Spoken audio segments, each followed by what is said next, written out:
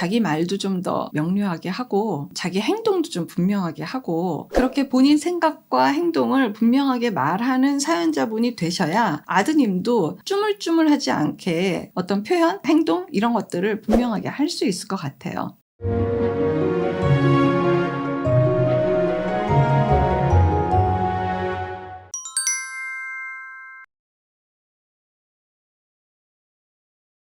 안녕하세요. 이주은 부부상담 원장 이주은입니다. 사례를 보겠습니다.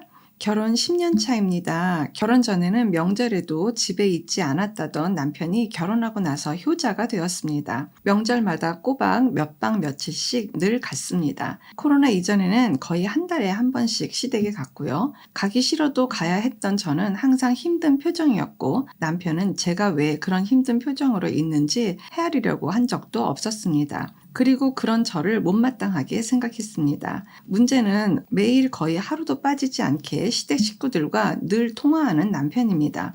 결혼하지 않은 시아주버님과는 매일 전화 통화를 합니다. 물론 본인이 건 전화는 아니고 전부 시댁에서 오는 전화였습니다. 저는 그렇게 매일 시댁과 전화 통화하는 남편이 못마땅했습니다. 무슨 대화를 하는지 알 수도 없지만 의미 있는 통화기보다는 거의 습관화된 전화 통화이고 더 놀랐던 것은 어머니와 아주버님, 남편의 카톡 대화방이었습니다. 별 얘기는 없었지만 자기들끼리의 단합이며 오늘 일과를 이야기하고 어머니는 내 새끼들 사랑한다 였습니다. 그러나 왠지 저는 그 글들이 아직도 탯줄이 떨어지지 않은 부모와의 너무나 끈끈한 유착관계로 느껴져 정말 끔찍했습니다. 남편은 처음에 시댁에 자주 전화 드리기를 요구했지만 처음부터 단호히 거절했습니다. 그랬더니 10살 아이가 스마트폰이 생기고 나서 할머니, 할아버지, 아주버님 모두가 아이한테 전화 테러를 하기 시작했습니다. 할머니한테 전화하면 할아버지한테도 해야 되고 아이가 학교에서 무음으로 전화기를 해놔야 하기 때문에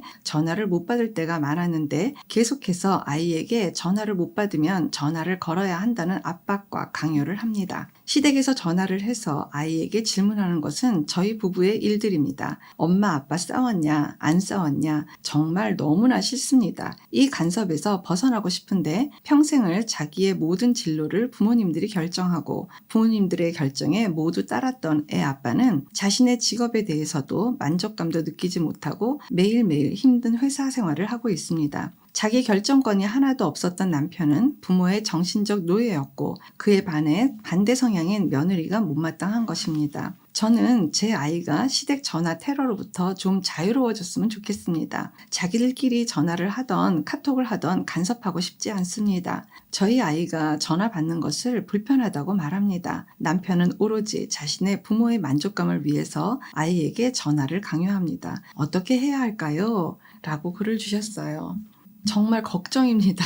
가장 놀란 거는 어른들끼리 이런 일들을 하시는 거는 뭐 그냥 어른들 일이니까 상관이 없는데 드디어 이제 아이 일로 이제 번져가지고 아이한테 이래라 저래라 전화를 계속하고 가르치고 이래야 된다 저래야 된다 당신들이 받고 싶은 어떤 그런 내용을 그러니까 손자를 막 두들겨서라도 받아내겠다라고 하는 게 막 느껴지니까 정말 사연자분이 기겁을 하실 것 같아요. 그리고 특히 아이한테 부모님이 싸웠냐 안 싸웠냐를 이렇게 물어보신다라는 거는 정말 해서는 안 되는 일을 너무 하고 계신 거예요. 모든 중심이 내 아들 중심으로 되어 있으니까 아들 부부가 싸우면 며느리 탓이고 그나마 아들 부부가 싸우지 않으면 그냥 그런 거고 이렇게 생각할 확률이 지금 거의 다 눈에 보이잖아요. 정말 너무 불쾌하실 것 같아요. 그래서 지금보다 훨씬 더 많이 의연해지셔야 될 것 같아요. 그런 얘기 있잖아요. 사람은 누울 곳을 보고 다리를 뻗는다. 어쩌면 시댁에서는 그래도 될 것 같으니까 지금 계속 하고 있는 면도 있을 것 같고 특히 남편 입장에서도 내가 본가 중심으로 움직여도 뭐 아내가 좀 뭐 이해하는 것 같기도 하고 뭐 견딜만 한 것처럼 보이기도 하고 어쨌든 그렇게 큰 문제가 이렇게 일어나는 것 같지 않다고 남편이 생각하시는 모양이에요. 그런 거를 봐주는 것도 지금 힘들어 죽겠는데 아이까지 건드린다고 하니까 여기서부터는 이제 사연자께서 정말 이거는 두고 볼 수가 없는 건이 되신 것 같습니다.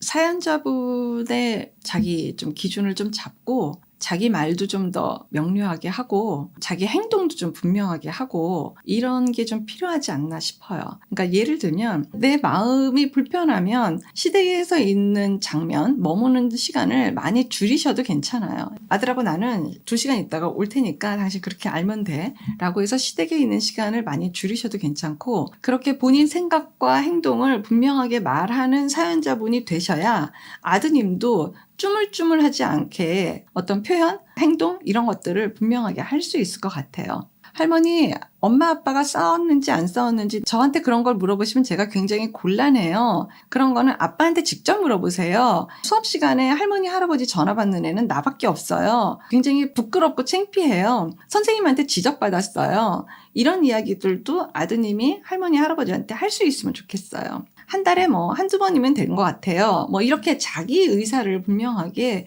이야기할 수 있는 아드님이 되시려면 사연자분께서 먼저 더 명료해지셔야 될 것 같아요. 자기 표현을 정확하게 하고 당당할 수 있는 그런 사연자분이 먼저 되셔야 될 필요가 있습니다. 부모님의 싸움에 대해서는 사실 아이들 스스로가 굉장히 참 말도 안 되는 어떤 죄책감 같은 것들을 많이 가져요. 그래서 엄마 아빠 관계를 보면서 아이가 안 그래도 조금 속상해하고 주눅이 들어있는데 할머니 할아버지가 전화해서 엄마 아빠 싸웠어 안 싸웠어 이런 걸 물어보면은 정말 아이는 너무 큰 상처를 받고 있는 거예요. 여기에 대해서 남편께서 지금 별로 이게 인식이 없고 할아버지 할머니한테 인사드려야지 라는 걸로 지금 일관하고 계시다라는 거는 속히 부부 문제를 빨리 해결하셔야 되는 일이에요. 시댁에서 아이한테 전화, 테러라고 지금 말씀을 할 정도로 굉장히 심각한 거죠. 예전에 시부모님들이 남편한테 했던 내용들일 것 같아요, 이게. 개입하고 관여하고 꼬치꼬치 캐묻고 막 그냥 궁금해하고 제2의 남편이 될 확률이 또 있겠죠. 그래서 이 문제에 대해서 심각성을 먼저 사연자분이 인식은 하셨어요. 아이한테 스마트폰 생기기 전까지는 그냥 안 보고 그냥 밀어놨던 거였는데 이거 안 되겠구나 싶은 생각이 이제 드신 거거든요.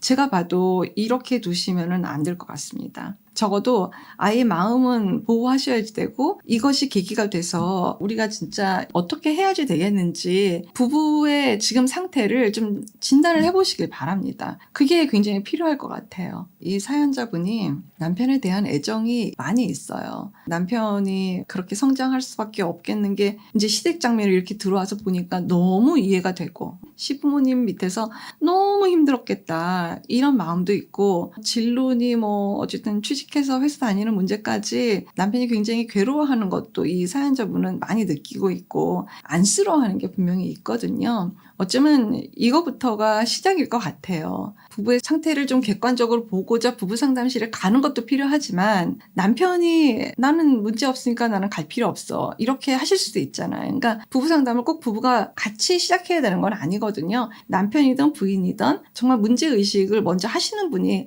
시작을 하시거든요. 그러면서 부부가 이렇게 오시게 되는 경우가 굉장히 많이 있어요. 그래서 일단은 사연자님께서 먼저 시작을 하시는 게 가장 바람직하지 않을까 싶은 생각을 합니다. 정말 고생스럽겠어요. 그리고 혼자 이것을 막 해나가시는 것 같지만 얼마든지 오래 걸리지 않아서 교정 잡을 수 있을 것 같습니다. 용기 내시기 바랍니다. 고맙습니다. 건강한 부부 애착이 나라를 살립니다. 오늘도 영상 시청해 주셔서 감사합니다. 고맙습니다.